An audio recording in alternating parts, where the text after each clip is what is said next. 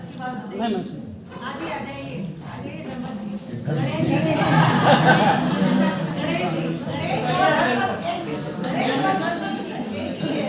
अरे यार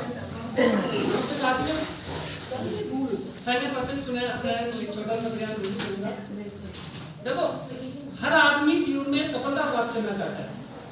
उनमें से कई आदमी सफलता प्राप्त कर भी लेते हैं, कई नहीं कर पाते। कहते हैं ना कि योग्यता हर व्यक्ति में होती है।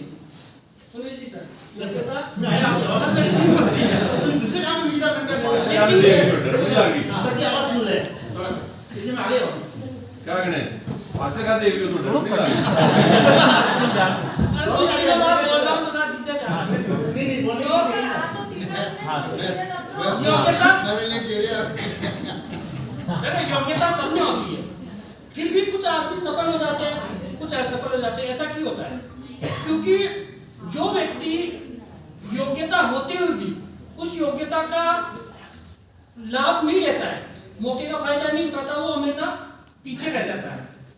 और इसका सबसे बड़ा कारण होता है हमारे भारत में स्पेशल तौर से एक वाक्य है कि सबसे बड़ा रोग क्या कहेंगे लोग। यानी कि एक मुद्दा होता है, एक चीज होती है कि सबसे बड़ा रोग क्या कहेंगे लोग, एक दूसरी चीज होती है कि सुनो सबकी और करो मंदी। अब जो आदमी इनमें से जो सही चुन लेता है वही जीवन में सफलता प्राप्त कर सकता है।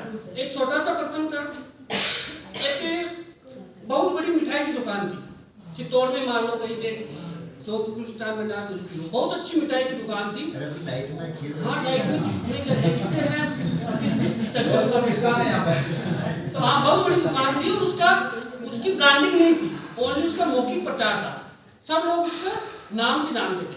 अब इंडिया में एक चीज की और कमी नहीं है, वो रायचंदो की।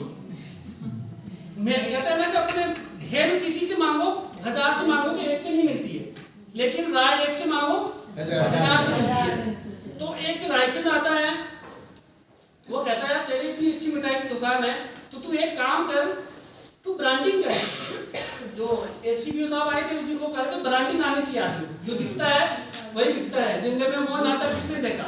मोदी आज फेमस हो ब्रांडिंग की वजह से ही है, बाकी काम तो सब करते हैं, ब्रांडिंग होनी चाहिए। तो उसने कहा तो ये काम की इसकी ब्रांडिंग कर और यहाँ एक बैनर लगवा, उस पर लिखा कि यहाँ पे शुद्ध एवं ताजा मिठाई मिलती है। उसने कहा बात तो तेरी सही है यार। उसने लिखा दिया कि यहाँ पर शुद्ध एवं ताजा मिठाई मिलती है। अगले दिन दूसरा रायचंद आ गया, उसने कहा यार भाई यहाँ पर भाई दुकान यहाँ है तो यहीं पे मिलेगी, तो ये ऑकवर्ड लग रहा है, ऑकवर्ड ही होता है अंग्रेजी में, ऑकवर्ड होता है, तो ये ऑकवर्ड लगेगा तो आप एक काम करो यहाँ पर इस शब्द को हटा दो। देखा बात तो तेरी भी सही है, तो उसने यहाँ पर से हटा दिया, अब रह गया शुद्ध एवं ताजा मिठाई मिलती है। अगले दिन एक दूसरा रायचंद आ गया, उसने कहा भाई ये लिखा है ना शुद्ध एवं ताजा, इसलिए लोगों को डाउट होएगा भाई तेरी शुद्ध ताजा है, हमको पता है, हमको टेस्ट पता है, हम वर्षों से खा रहे हैं, तो शुद्ध और ताजा को हटा दे। उसने शुद्ध और ताजा हटा दिया, अब रह गया मिठाई मिलती है। अगले दिन एक और रायचंद आ गया, उसने कहा भाई मिठाई की दुकान में मिठाई मिलेगी, तो मिठाई लिखाने से मतलब क्या है, अब क्या रह गया मिलती है। अगले दिन एक और रायचंद आ गया, भाई मिलती है क्या मिलती है, अच्छा नहीं लग रहा, ऑकवर्ड लग रहा है, इसको आप हटा दो।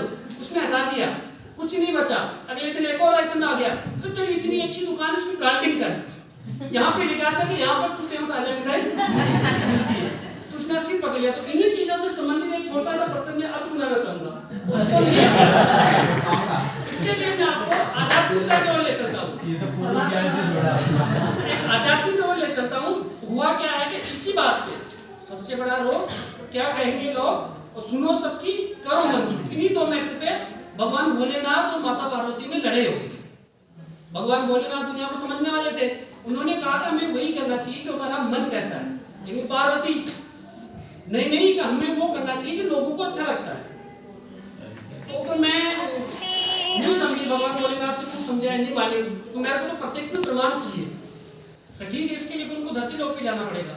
दोनों ने अपना वेश बदला, भगवान भोलेनाथ एक आदमी बन गए, वो एक सामान्य सी औरत बन गई और साथ में नंदी को अपने वाहन को भी साथ में ले आए। अब वो सबसे पहले जैसे पावटा चौक पे उतर गए, हो गया तो वहां पे होती लोग गए। सर को कह दो। तो फिर क्या हुआ, वो दोनों उस पे नंदी पे बैठते अपने वाहन पे और चलने लगते। थोड़ा सा आगे जाते सुभाष चौक आता है, वहां लोग देखते हैं तो कितने बेशरम है, इनको लोग लाज है ही नहीं है। इतनी पब्लिक है, इतने बुजुर्ग व्यक्ति है, सम्मानित व्यक्ति है, उनके सामने दोनों पति पत्नी है कि उस पे बैठ के चल रहे हैं और इनको तो दया भी नहीं है। कितना देखो ये छोटा सा नंदी है, कितना प्यारा सा है, ये थक जाएगा, ये मर जाएगा। उनको लगता है बात तो सही है, पार्वती जी का ठीक है, पार्वती जी मैं नीचे उतर जाती हूँ, आप इसमें बैठे रहिए, एक का वजन तो सहन कर लेगा। फिर थोड़ा सा आगे जाके बस स्टैंड आता है, फिर लोग देखते हैं, फिर लोग कहते हैं कि यार ये कितना बेवकूफ आदमी है, इतना मुस्मुंडा है, इतना हंटा करता है, खुद तो वाहन पे बैठा है और कितनी प्यारी सी सुकुमारी सी गुलाब की पंखुड़ी सी, इसके देखो इसके पैरों में छाले पड़ गई कि इसको बिल्कुल भी दया नहीं है। तो उसको कहते ठीक है पार्वती जी आप बैठो, मैं नीचे चलती हूँ। फिर जैसे थोड़ा सा आगे कौन सी जगह आती है, कलेक्ट्री आगे, वहां पे भी लोगों ने देखा अरे ये तो चोरों का गुलाम है, इसको शर्म ही नहीं आ रहा है, खुद पैदल चल रहा है, अपनी लुगाई को बैठा रहा है, हमारी लुगाई को बिगाड़ेगा। बात तो इसकी भी सही है। फिर दोनों नीचे उतर गए, फिर थोड़े से आगे चलते हैं, फिर लोग देखते हैं कि कितने बेवकूफ आदमी है, इनके पास साधन है, इनके पास मान है, फिर भी पैदल चल रहे। तो वही बात है, अगर हमें जीवन में सफल होना है तो हमें अपनी मन की करना है। इसलिए किसी मशहूर शायर ने एक मशहूर बात लिखी है कि मत कर उनकी परवाह जो आज देते हैं ताना, झुका लेंगे सिर